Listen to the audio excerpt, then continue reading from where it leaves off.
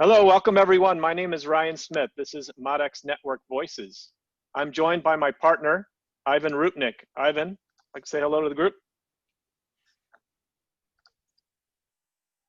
Hi, everybody. Hi, Ryan. Thanks for coming again. And today we get the opportunity to speak with Ken Lowney. And Ken owns an architecture firm, Lowney Architecture, has been working in the Bay Area for a number of years on modular construction. He's one of the foremost authorities on the subject, and also, like Ivan and I, has tough love for the modular industry, wants to see it succeed, and is critically aware of the challenges and opportunities. So today, Ken, welcome. We thank you for being with us. Oh, thanks. Thanks a lot, guys. I appreciate the invitation to come share some of our lessons learned and have a conversation with you. That's great. Ken has prepared some thoughts through some slides, and he's going to share that, and then we'll get into a question and answer discussion. So Ken, go right ahead, share your screen, and yeah, tell us what you've learned. I will indeed. All right. Can you see that, guys? Yeah, that looks great. Okay, great. So Yes. it's morning time where I am, so good morning. And my firm, we started this journey with modular design and construction about 10 years ago, 12 years ago, actually. And, you know, I always say, and I'm glad that Ryan and I were talking about tough love. I'm in a group of modular thinkers. We're trying to find the ecosystem, you know, trying to look at ways to fix the problems that are in this ecosystem of modular design and construction. And one of the membership requirements is you have to have lost a lot of money in this field, modular design and construction. And as it turns out, that's actually a lot of us. So these are some of the what I've learned along the way. This isn't going. Let's see.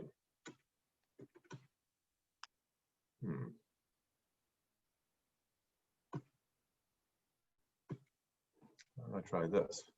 There we are. A little bit about me. My firm is in, let's see. What I'm going to do is make this bigger. Do you see full screen, you guys? Not anymore. I wonder why that happened. I can't quite. There we are. We have offices in Oakland and Honolulu, about 50 architects, and we used to do primarily retail, say 10 years ago, 80% retail, and now we're 8% multifamily and 10% hospitality. And of that, the majority of both those categories is modular. Hospitality has really been leading the way as far as adoption at an institutional and corporate level. For some reason, this isn't clicking through. You might try the bar on the side. It may not work. For some reason, I don't know what's going on here. Anyway, you've all seen this. It's working. Great. The industry of construction is very high-bound. It's hard to disrupt, and I mean, the many companies keep coming into this domain to try to figure stuff out. You know, pick your latest company, and they quickly discover that, you know, the snowflake problem, which is each site is so different and has different regulations that apply to each, you know, program that goes on the site is so different. It's very, very hard to tackle these problems. Nonetheless, every other sector of the economy has, you know, been increased, disrupted, except for construction.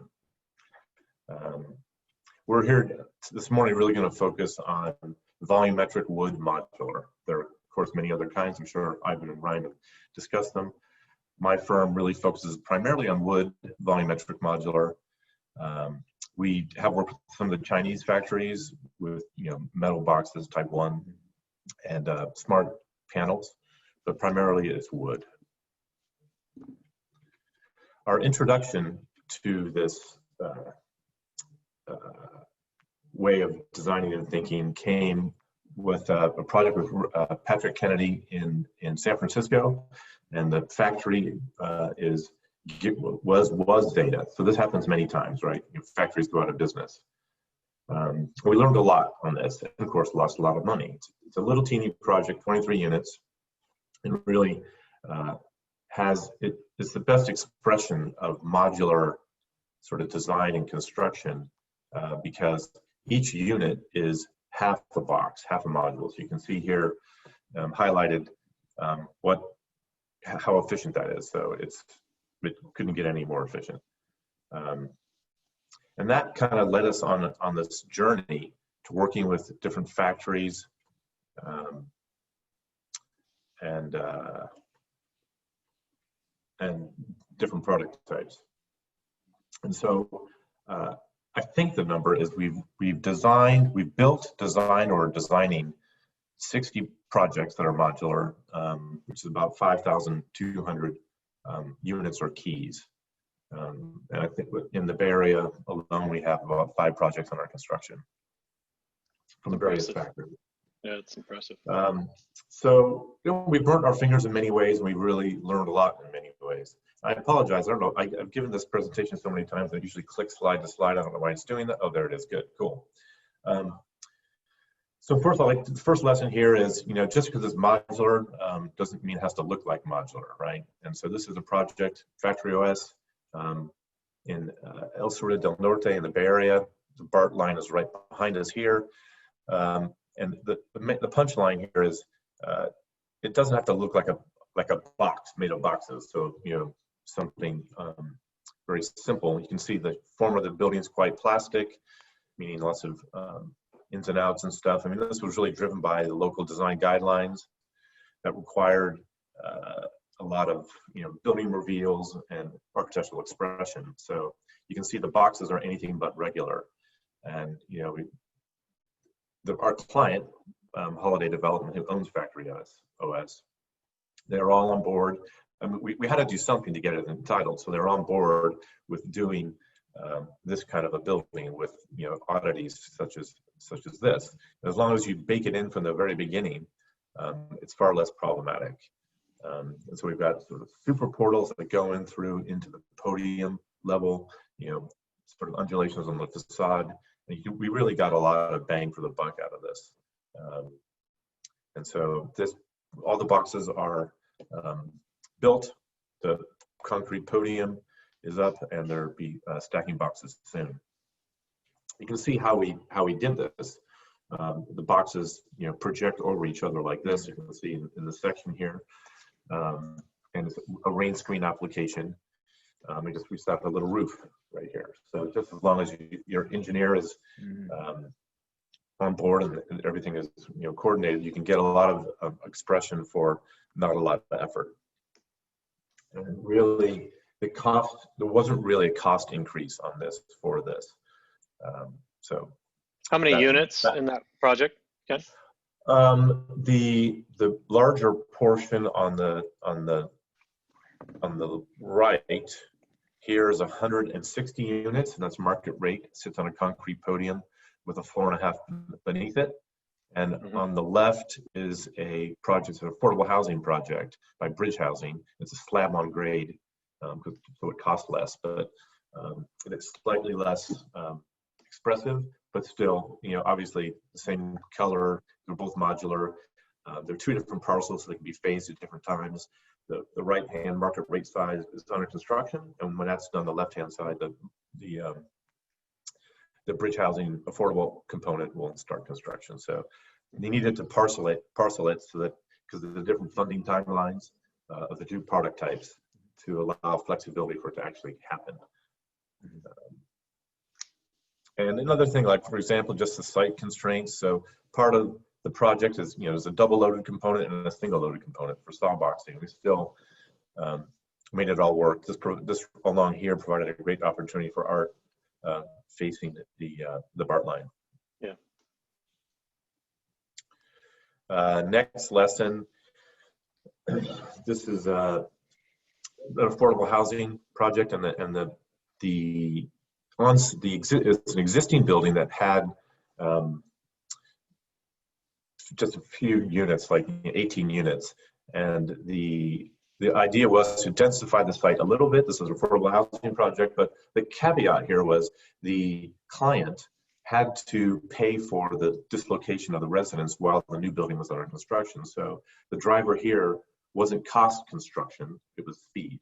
So the other lesson is, it's not always about cost. There are other factors that go into decision making.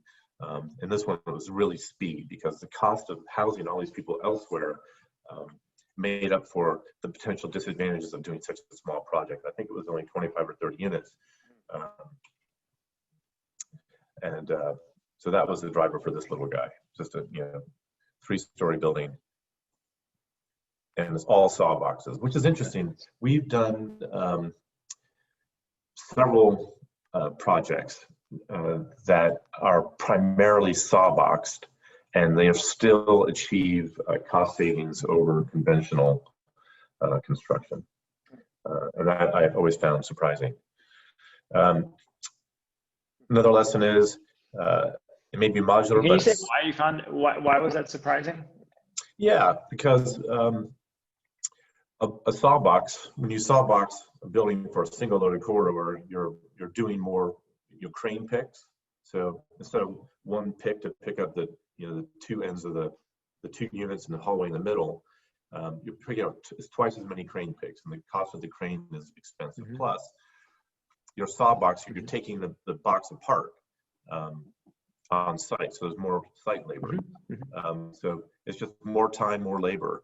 So of course, it's more expensive than a conventionally stacked modular building.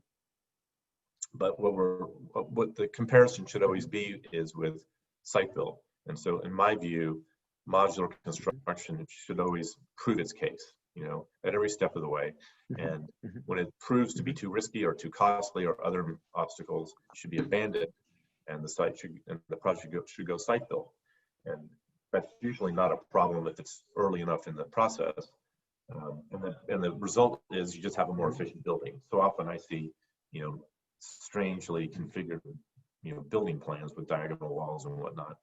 And the thinking modularly just imposes a discipline on the building, which makes it more cost effective.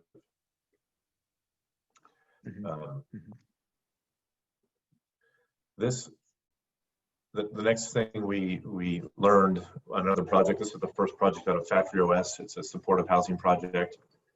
And we really, it was trying to use at the end of 2018, when the housing crisis was really blossoming in California, many municipalities authored crisis legislation to make it easier for people to build supportive housing, that is housing for homeless people. It proved to be fraught with difficulties because it was new legislation, and it allowed some developer to forego conforming to some zoning and building codes with certain caveats.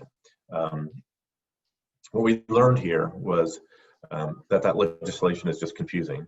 But as it pertains to modular, to really become cost effective here, what we did is we separated parts of the building that could be built in a factory and the parts of the program in another building, which really didn't lend itself to modular construction. So the building in the foreground here is all site built, and that's where the people who manage this facility have their offices, and sort of the coaching and advising rooms are.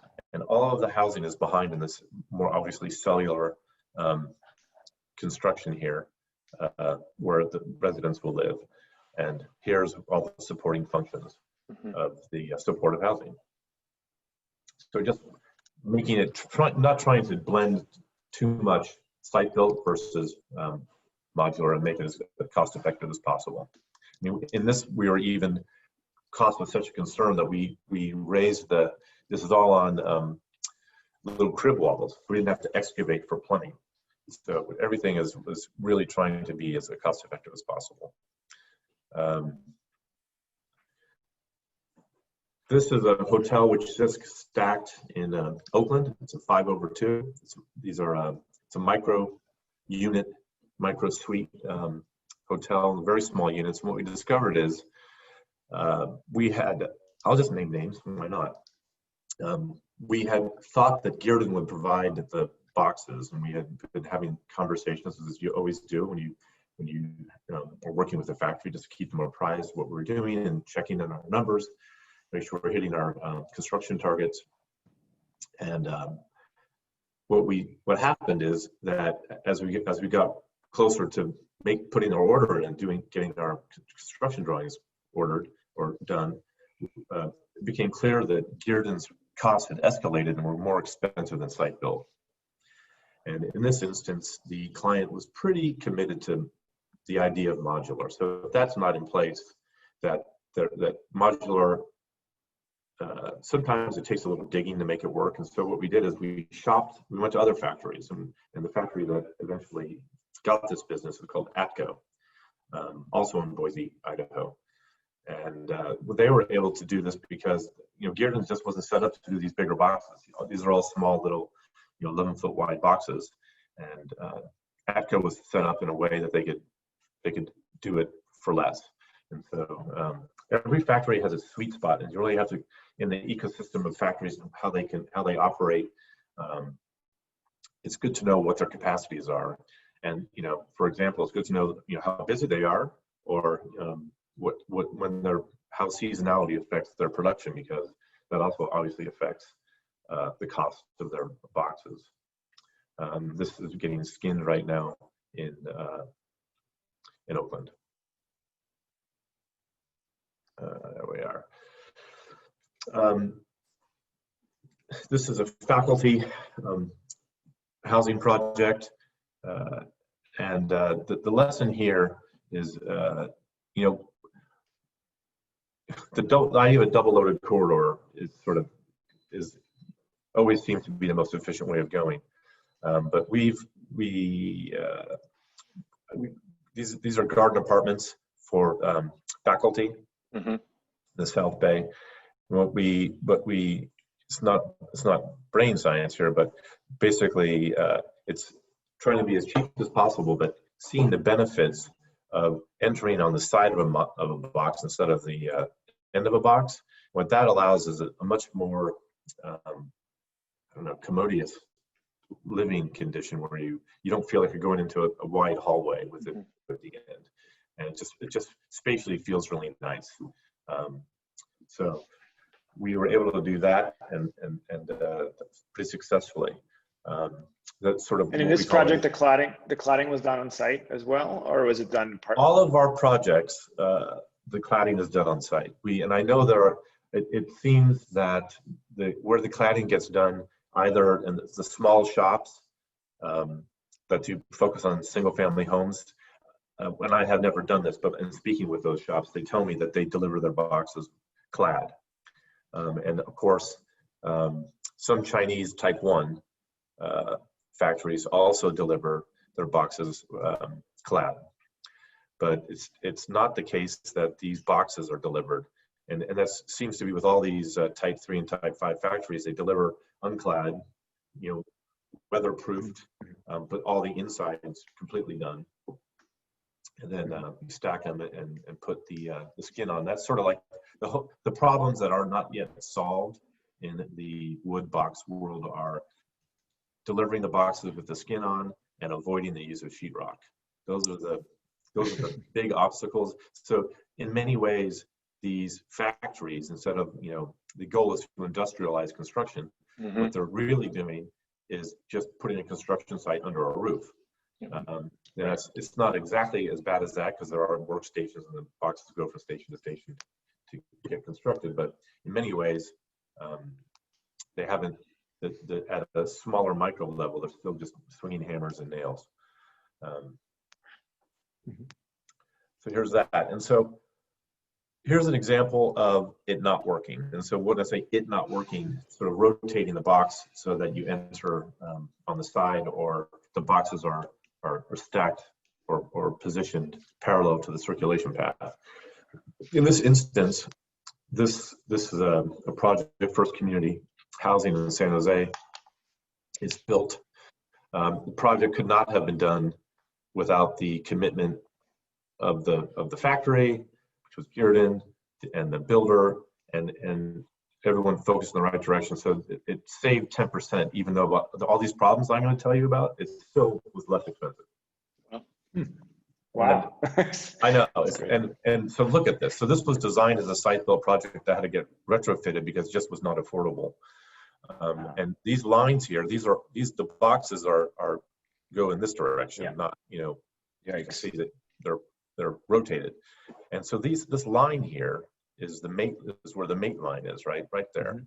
Mhm. And what happened in transport is they weren't adequately shored up, so that there's stress cracks here and here in the ceiling of every single box, which required the factory send someone out to fix. So you have to, repair the rip in the sheetrock, and then caulk the ceiling here. So it's just, and not only did they have the work to come out to do that, which was on the factory's dime, but what it did is it brought the local inspector into the mods to inspect that, and which is the last thing you want, to have someone poking around and telling you it's really under the authority of the in California. It's the state of California has the jurisdiction over the boxes and approves them at a permit level, as I'm sure your listeners and students know, and the local municipality approves the site built portions.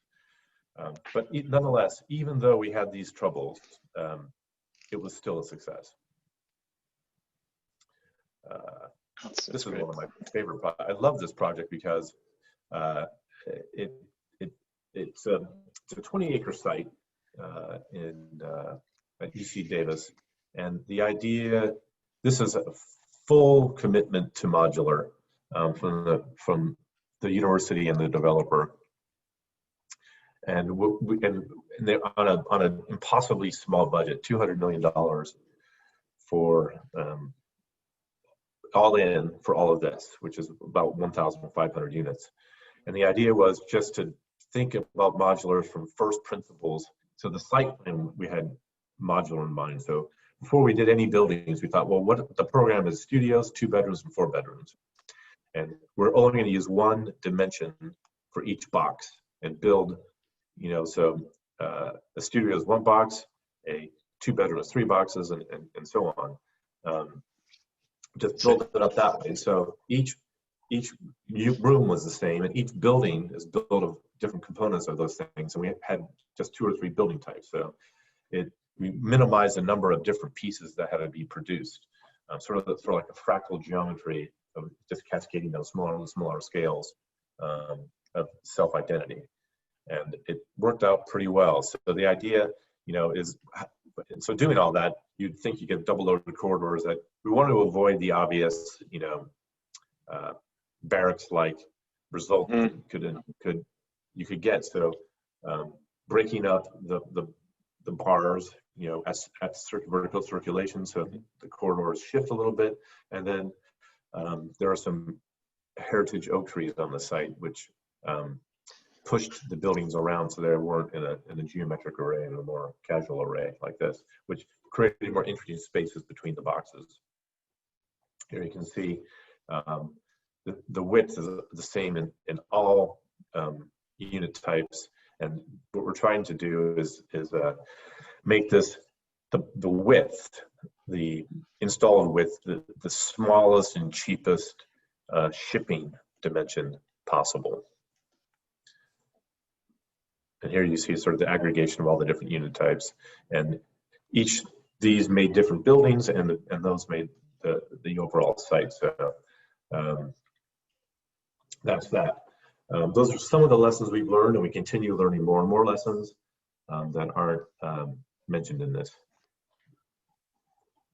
So that's that. Should I unshare? No. Yeah, that'd be great. Thank you, Ken. Yeah, appreciate you sharing that, and we'll just have a discussion about some of these lessons you've learned and try to unpack some of the challenges we still face. Certainly, I think your firm has designed more modular multifamily housing projects than anyone currently to date in the United States. And Oh, cool.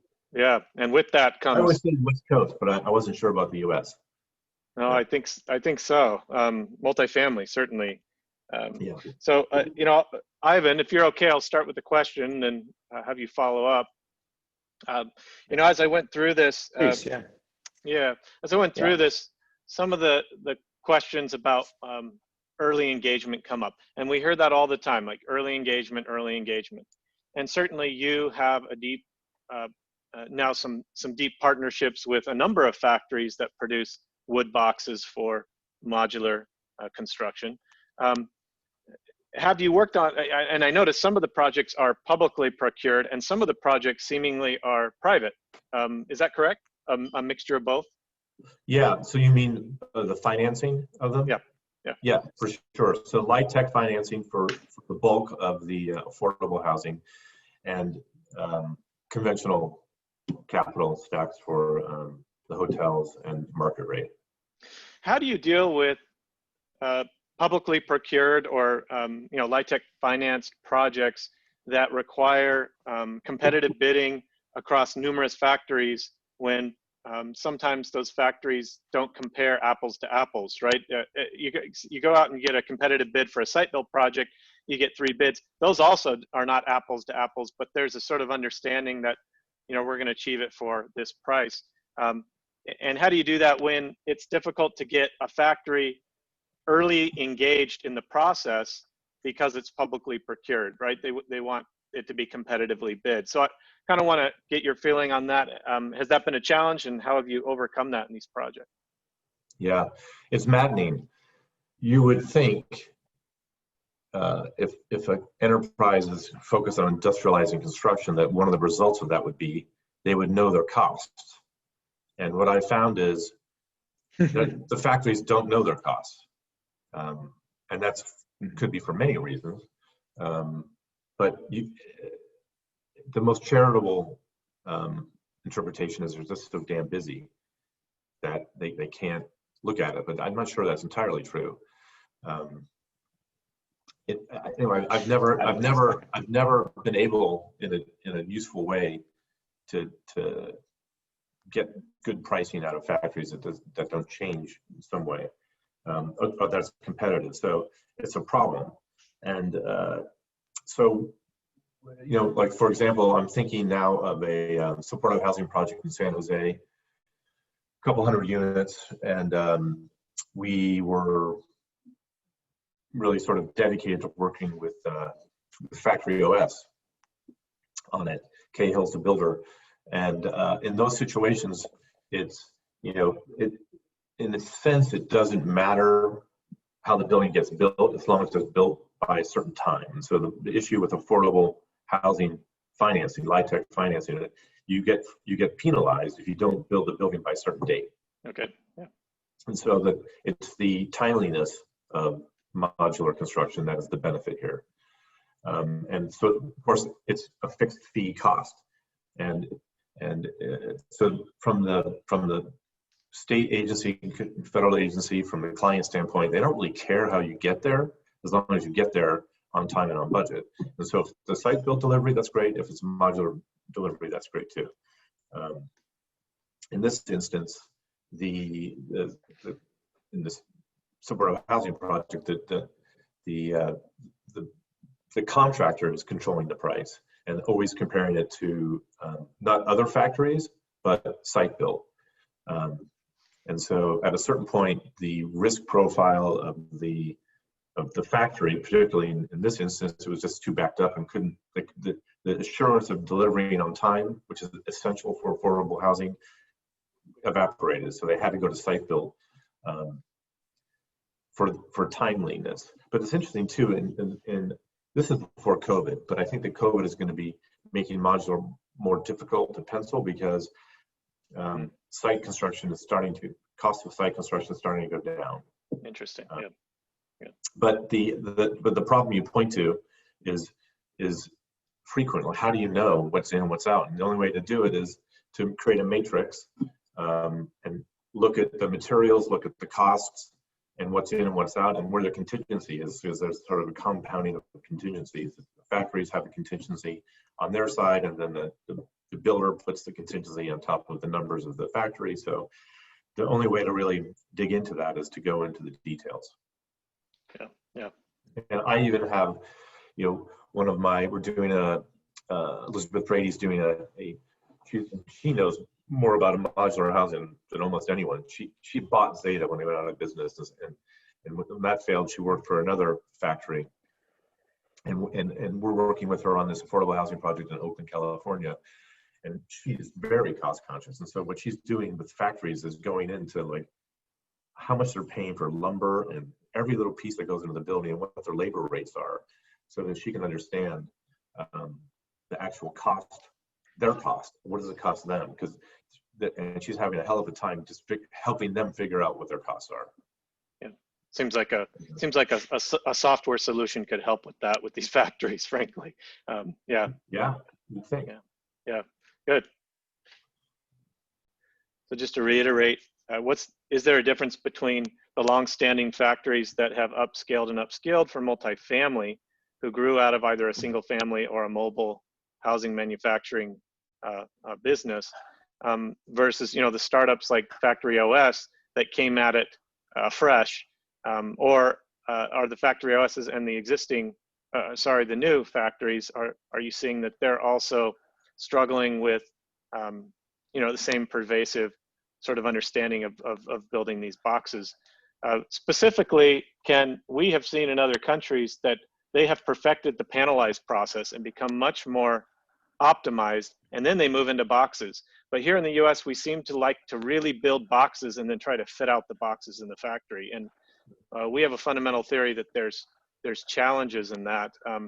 Lack of flexibility, really honed in on getting the largest module possible on the back of a truck, right? To optimize that, to minimize your crane picks. We don't see a lot of that in other countries. So a lot of that is kind of coming to convergence of a question, where has the modular industry come from in the US? Where is it going? And do you see it improving, or do you think that we have, just a lot of work to do on efficiencies and optimization in the factory side? I feel we have a long way to go, and there's so many different problems. So I'm going to talk about the problem with architects and engineers first. Great. You could talk about, and the problem is we don't think about how factories build. And so, for example, this has just happened a couple weeks ago. An engineer designed, a box with a certain beam size and did all the drawings. And it turns out the factory that they're working with, they don't procure that size beam, so they don't even have it. And they weren't going to get it. So the engineer had to redo their calculations. And it's just the idea of not the modular. You would think it's the opposite, that it kind of can relieve you from thinking about construction, but in fact, it actually makes you focus even more on construction because of its serialities. You have to know how they build, and I think architects and engineers in general they just want to design a building on paper and not call up a factory and find how do they do it. Yeah, that's a good point. But to answer your, it has a lot to do with conventional construction too. I mean, it has a lot to do with the separation of it's not so much architects and engineers, it's also the way that liability works, right? So it's built into, unfortunately anyway, it's built into the industry. Yeah, that's an interesting one, liability. I'm going to get to your question too, but the biggest problem I think about liability is that factories don't have any. They transfer the risk onto the GC, and it's a problem. The bondability of the factory and who takes the risk for the delivering and the maintenance and the construction defects. That's still being resolved, and mostly the GCs bear the burden of that. I think that it's like Gearden, and I'm forgetting the names of all these, but it's a common sort of evolution to go from providing man huts, single family homes to larger, more complicated buildings. I think that some want to make that jump. My observation is that there's a surprising lack of construction experience with those. They don't know how to build bigger buildings. And what I like about Factory OS is it's a factory co-founded by a builder who's been for decades building stick multifamily projects, so that he knows how these things go together. And it's an enormous leap forward, I think. And it was one of the failures of Zeta, which is now out of business, is that it wasn't run by builders. It was run by bankers. And construction is way too complicated to not know what you can't just make it up. And having said that, I will say that we are working with a company called Vive, who is kind of making up everything, making up what a door is, what a window is, what a wall is. And they're more than Katera, which I don't think has been very successful so far, although they're further along than Vive as far as actually having built things. I feel like we're going to have a breakthrough. We don't have a choice. I mean, the pressures, the economic opportunities and the pressures, the social pressures are so great that we're going to have a breakthrough. Is it a panel system, a smart panel system, enclosed panel system? Is it making the boxes better? I think you said, Ryan, and I agree with it, that each volumetric factory is really, they're panel factories too, right? They make panels and they put the box together. And as I've always said, that the difference, you're not shipping air, which is the critique of boxes. You're shipping cheaper labor. That's right. And I guess this is mostly philosophy, not statistics and facts. I mean, I guess we need more information to know if that's true or not. I don't think Katera has proven the case for non-boxes. I don't know, what do you guys think? Well, I think one of the biggest drivers for Katera or for panelized factories is seeking a market larger than whatever 300 miles. What we've seen, again, the tools and the entire factory setup that Katera even had in their first plant in Phoenix is very similar to factory setups we've seen abroad that make volumetric. Our big kind of working hypothesis is that we need more standardization to be able to even have more customization to have the kind of floor plans that even the very smart floor plans you've designed. The fact that a modular factory can't make that is crazy. It's really just crazy. And the fact that they can't make a few panels on the side in the factory to build those things in an economically efficient way is just crazy. It just means that they don't really seem to want the work that's out there. And what we've seen, again, the solution we've seen abroad in every other case is that all the volumetric factories are actually, their standard isn't the box is the shipping standard. Their manufacturing and design standard is the floor and wall panel. That's what's standardized, and it's what allows for efficiency, it allows for not just speed, but predictability, but it also allows for floor plans. Like, you have very efficient floor plans. I mean, there's a lot of really messy architects trying to do modular. You have very efficient floor plans, and the fact that you're struggling to get it to work with mods just says at that point, really have to question what the factory is making. And I guess we're trying to understand why, because unlike Factory OS, most of those factories, whether they're saying they're making multifamily or not, they're so used to making not even a single family, a 4-box single family or a 2-box single family where you have one seam. And it's hard to have those conversations. We're getting a little frustrated with our tough love. It's getting tough, less than love, is that, at the end of the day, making a 3 or 4 even story building, not to mention a 6 or 8 story building, it just doesn't. There's so many things. It's not just the experience of the construction. It is the line. And the line is set up. The line is set up for a 4-box single family. It's crazy to think we're going to get better results.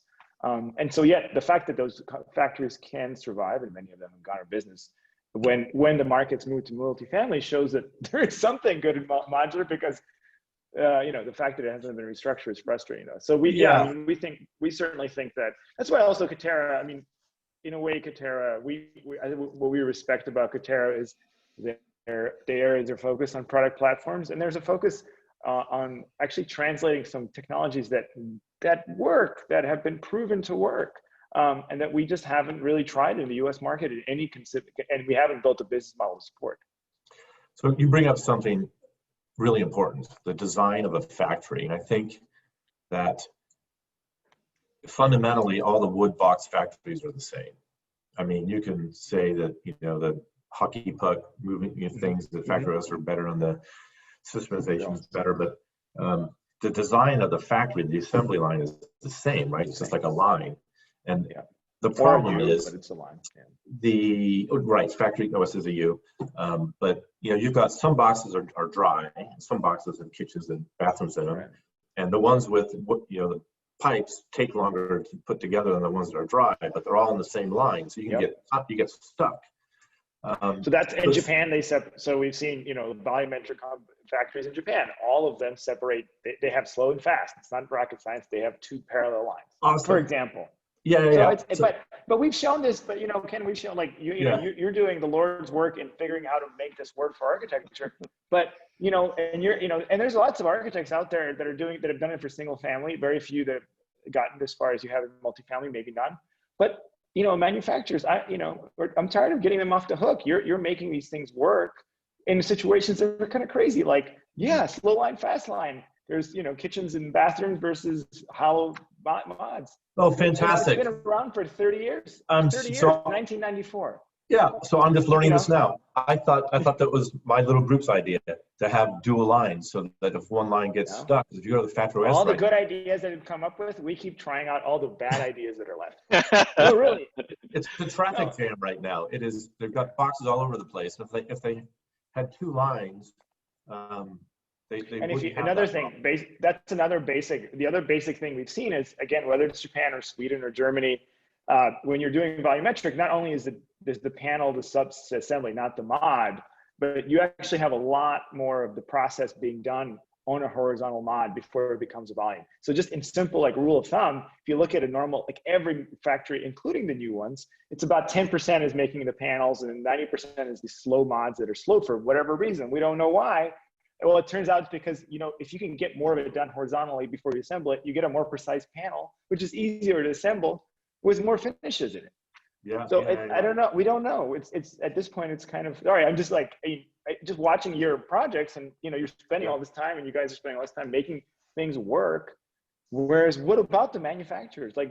Anyway, sorry. Well, it's not just, it is the manufacturers, it is the architects, and it is the regulatory environment where, the cities don't know what to review and they overstep their boundary and clog the system up, right? They start to re-look at things the state already approved and they have no jurisdiction over. And it happens to us quite a bit too. So educating, it's not, and frequently the local municipalities are hiring third parties and they're different ones. So you're always re-educating. I mean, I think it's part of it hasn't ever caught on. So it's still too new and too risky to have enough throughput.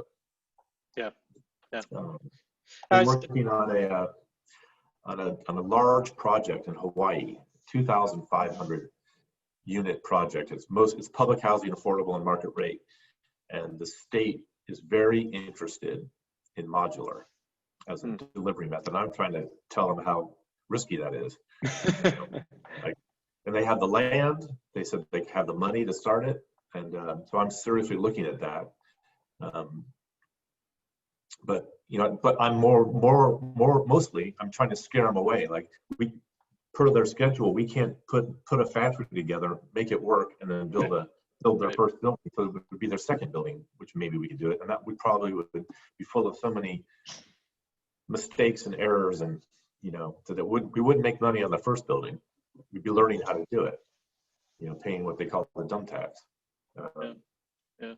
Can I ask you a question about workflow, Ken? And this came up in Ivan and I teach a class to architecture students, and this came up yesterday in our discussions with the students.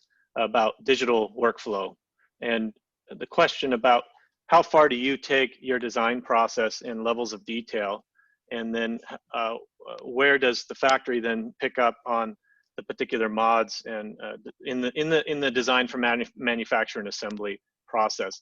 It seems that, you know, some architects are arguing to become product designers and take over more of the levels of detail and develop a product platform. In fact, in a vertically integrated company like Katerra, they would argue that that is the model, that they're going to design all of that and then try to get the machines to read that information. But when you're working with multiple factories, as you are, you know, as a traditional design architect, multifamily housing design architect, you know, how far are you starting to think about, well, we'll have a product platform and do that, and what do we need to do as an industry to develop common standards so factory to factory it's not that different, right? You could give your product platform over to a factory, say this is what we do, or are we so far off from that right now that it's going to be a long while? What are your thoughts? Oh my heavens, what a disaster. You know, even with factories, even companies with multiple factories, Horizon North, APCO, there are many others, their factories don't even build things the same way. Oh, wow. Okay. So it's the problem's worse than you just said. So the idea of, I mean, of course, if we could somehow standardize this, it would be, this goes to the snowflake problem. I mean, everything is different. Every architect thinks they're an artist, and every regulator is trying to, you know, pose their rules, and factories procure their own materials in their own way, and they're never the same. They're not the same. They do it their own way. So the idea of, so Katerra, what I like about Katerra is the vertical integration. What I like about Rad Urban was, because they're no longer in business, their vertical integration. I don't know if that's the best way to do it. So with this company called Vive, they control the procurement. They buy the sites, they finance it, they procure all the materials, they build everything, but they outsource their professional services. So all the engineering and architecture are strategic partners. So they're not random. In other words, every job they have, they don't put out for a bid, because that would be ridiculous. So we're doing everything. You know, and so that we, and one of the agreements is that I can't change my team members on any of their projects. We have one team only does their stuff. There's like 12 people that only does work, and they are amazing in the care they take to help us understand what they need. So they set up a university system. So everything is, they have an excruciating detail, how it's going to be built, where they're getting it from, everything about how they want to build it. They're instructing us how to do it. And they're still learning and changing, and so there's a ton of inefficiency because it's all working. But I think that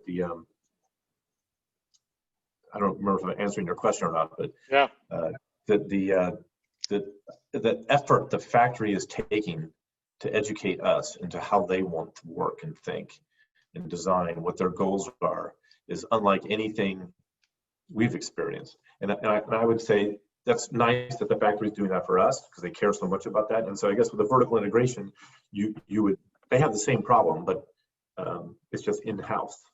You know, you still have to, if your architects and engineers aren't designing the right thing, it doesn't matter where they are. I think you might have a better chance in getting that result if they're in-house. But I think it's a different thought process, doing the shop drawings for something, you're locating nail patterns, and you're solving different problems. So I'm not sure. I mean, we did it just because we didn't have a choice for Factory OS, but I think I'm not sure how well we did it for them. And we certainly don't advertise that we would do that. And there's software that's, you know, special for that.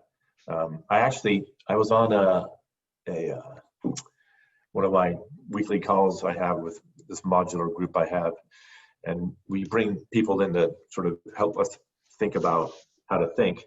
And this one guy has developed, he's a software engineer, and he uses gaming technology, and he can take a Revit model of a multifamily project and in less than 20 seconds create shop drawings out of it. Mm-hmm. Just click a button. Yeah. I haven't seen the results of this, but and it's kind of astonishing. So yeah, but I think you're right. That's a gap. That's a gap that currently exists. And whether the modular manufacturers are going to fill that gap, or whether the design side architects and engineers are going to fill that gap, is a real question right now. And it's interesting that IT solutions are coming into the space and saying, yeah, we're going to fill that gap, right? So we've seen IT industry, they have enabled a lot of other industries, certainly. But that's always a question, and something that other industries, and certainly the construction industry, has complained or has criticisms of is, why is, for instance, Autodesk telling us how our buildings are going to look, because Revit has a certain kind of intelligence built within it, right? So McKinsey's shown, though, that the other industries, before they were digitized, they were organized, and they've been organized for the entire part of the 20th century. So when electronic, organization achieved a certain degree of maturity, it just supercharged that chart that McKinsey shows, which really hasn't been it's great, but it hasn't even been contextualized. The fact that you cannot. This is the gap is there, but if manufacturing / construction stays the way it is, there's really no way that software can solve that problem. It really can't. In fact, it even can make it worse by obscuring what's under the rug. Yeah, I don't know how you would. I know that Google has for years had software that can design buildings, right? You don't need an architect to design a building. It can figure out, take the program and locate the front door and the exiting, and figure out apply codes. But it's not forgetting architecture as an art and civic component of that. It's not 100%, and so you still have to go in there and check everything.